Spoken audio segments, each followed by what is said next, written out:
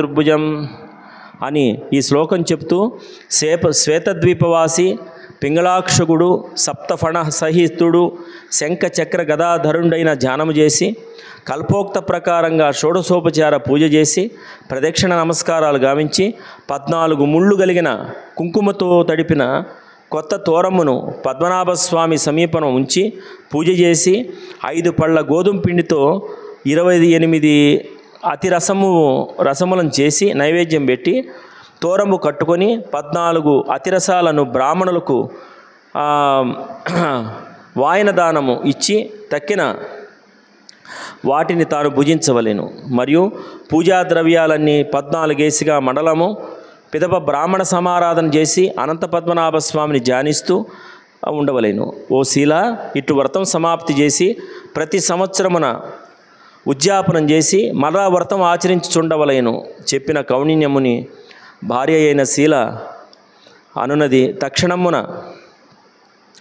స్నానం చేసి ఆ స్త్రీల సహాయము వలన వ్రతం ఆచరించి తోరం కట్టుకొని దారిభత్యముగా తెచ్చిన సత్తుపిండిని వాయనదానమిచ్చి తాను భుజించి సంతుష్టురాలై భోజనాదులు సంతృప్తుడై తన పిరిమిడితో బండినెక్కి ఆశ్రమానికి పోయాను. అనంతశీల అనంత వ్రతం ఆచరించిన మహత్యం వలన ఆశ్రమం వల్ల స్వర్ణమయంగాను గృహం అష్టైశ్వర్యయుక్తంగాను ఉండటం గాంచి దంపతులిద్దరూ సంతోషభరితులయ్యారు. శీల గోమేధిక పుష్యరాగ మరకత మాణిక్యాది మణిగణిచిత పూషిత భూషితాలై అతిథి సత్కారములు గావించెను. అట్లుండగా ఒకనాడు దంపతులిద్దరూ కూర్చుని ఉండగా దురాత్ముడైన కౌణిన్యుడు శీల, ఓ కాంత, నీవు సంధి అందొక తోరము కట్టుకొని ఉన్నావు.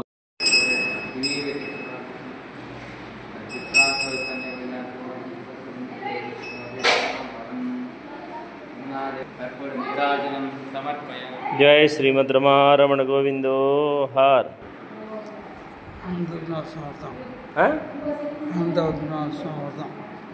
అందరికి శుభాకాంక్షలు చెప్పు. అందరికీ శుభాకాంక్షలు.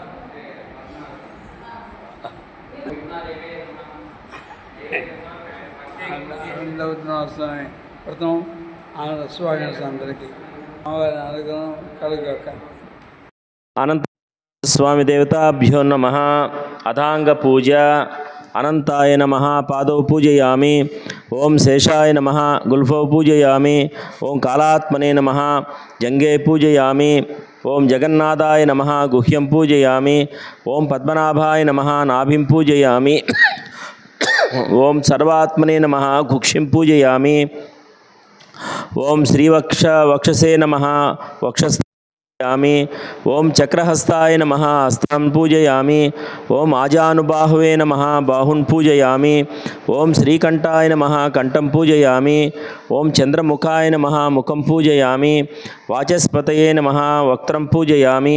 ఓం కేశవాయ నమః నాసికం పూజయామి. నారాయణాయ నమః నేత్రే పూజయామి. ఓం గోవిందాయ నమః శ్రోత్రే పూజయామి. ఓం అనంత పద్మనాభాయ నమః శిరః పూజయామి. ఓం విష్ణవే నమః సర్వాణ్యంగాని పూజయామి. అథ అష్టోత్తరశతనామ పూజాంచ కరిష్యే. మంగళం పుండరీకాక్ష మంగళాయతనం హరిః.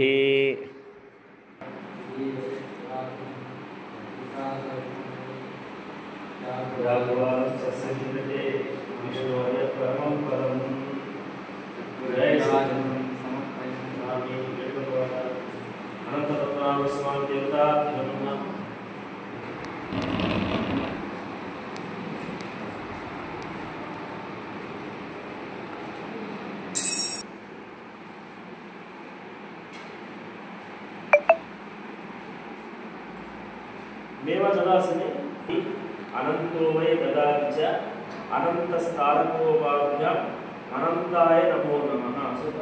అనంత ప్రతిగృహ్ణాతి అనంతో వై దదాచ అనంత స్థానకోపాభ్య అనంతాయ నమోస్తుతే. అనంత ప్రతిగృహ్ణాతి అనంతో వై దదాచ అనంత స్థారకోపాభ్య, アナンタ అనంతాయ నమోస్తుతే.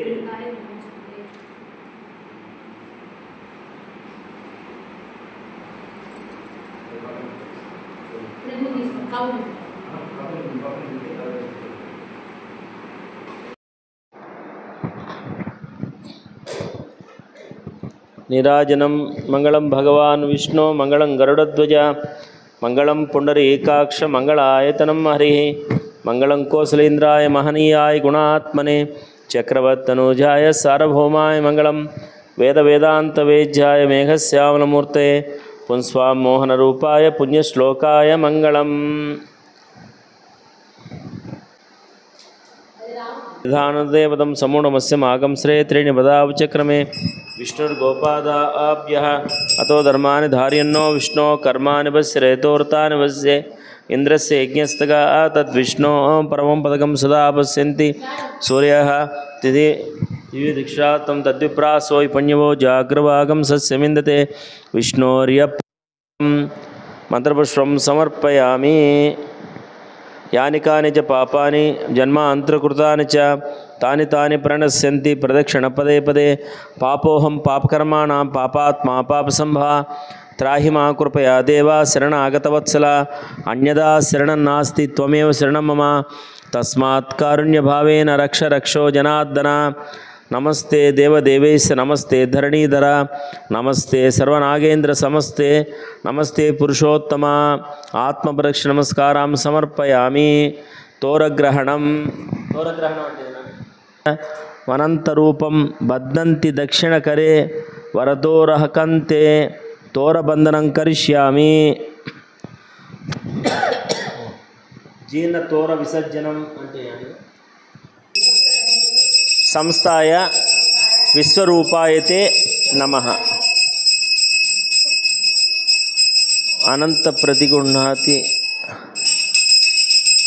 ఓం కృష్ణాయ నమః, ఓం కమలానాథాయ నమః, ఓం వాసుదేవాయ నమః, ఓం సనాతనాయ నమః, వసుదేవాత్మజాయ నమః, ఓం పుణ్యాయ నమః, లీలామానుష విగ్రహాయ నమః, ఓం శ్రీవత్స కౌస్తుభధరాయ నమః, ఓం యశోదావత్సలాయ నమః, ఓం హరయే నమః, ఓం దేవకీ నందనాయ నమః, ఓం శ్రీసాయ నమః, ఓం నందగోప ప్రియాత్మజాయ నమః, ఓం యమునా వేగ సంహారిణే నమః, బలభద్ర ప్రియానుజాయ నమః, ఓం పూతనా జీవహరాయ నమః, ఓం శకటాసుర భంజనాయ నమః, ఓం నందవ్రజానందనే నమః, ఓం సచ్చిదానంద విగ్రహాయ నమః, ఓం నవనీత విలితాంగే నమః, ఓం నవనీతాయ నమః, అనగాయ నమః, ఓం నవనీత హరాయ నమః, ముచుకుంద ప్రసాదకాయ నమః, ఓం ధేనుకాసుర భంజనాయ నమః, ఓం తృణీకృత తృణావర్తాయ నమః, ఓం యములార్జన భంజనాయ నమః, ఓం ఉత్తాలోత్తాల భేత్రే నమః, ఓం శ్యామలానంద శ్యామలాకృతే నమః, ఓం గోపగోపీశ్వరాయ నమః, ఓం యోగినే నమః, ఓం కోటి సూర్య సమప్రభ. మునిశ్రేష్ఠులారా, లోకమ్మున మానవుడు దారిద్ర్యము చేత పీడించబడుచుండెడేనేని అటును తొలగింపజేయనట్టి ఒక వ్రతము శ్రేష్టము కలదు. దాన్ని చెబుతాను వినండి. పూర్వము పాండురాజు పుత్రుడైన ధర్మరాజు తమ్ములతోటి